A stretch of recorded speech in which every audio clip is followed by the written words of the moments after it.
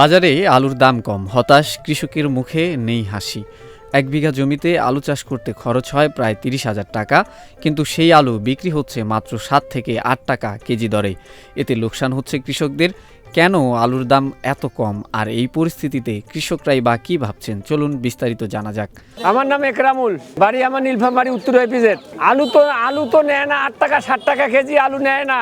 আলু হলো হচ্ছে বেটির বাপ, বেটি এলাকা করতে আলু এলাকা করছে না। প্রচুর আবাদ, ফলন বেশি, এই কারণে আলুর বাজারটা কমে গেছে। যেখানে হয় একটা গৃহস্থ পায় 100 মন, সেখানে 300 মন আলু পেয়েছে।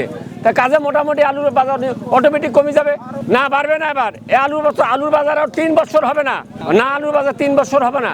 এই ওখানে এখন ভুট্টা আবাদ করে, এরি আবাদ করে নেবে, পাটা আবাদ করে নেবে, রসুন আবাদ করে নেবে, চলিবে তো লাগবে।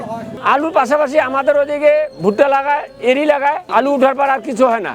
বাজারে আলু মোটামুটি উঠছিল, এই তো কম দামে বিক্রি, 60 টাকা 8 টাকা কেজি বিক্রি হলো। আমি নিয়েছি 15 মন নিয়ে আসছি, সব বিক্রি করছে এই যে খেলে কিনে আছে। এলে আমরা 320 টাকা মন বিক্রি করছি।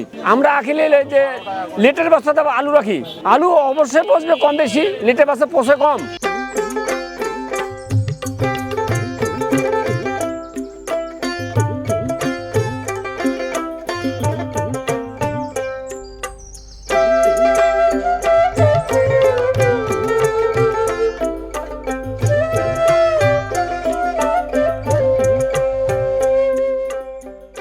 ভালো আছে।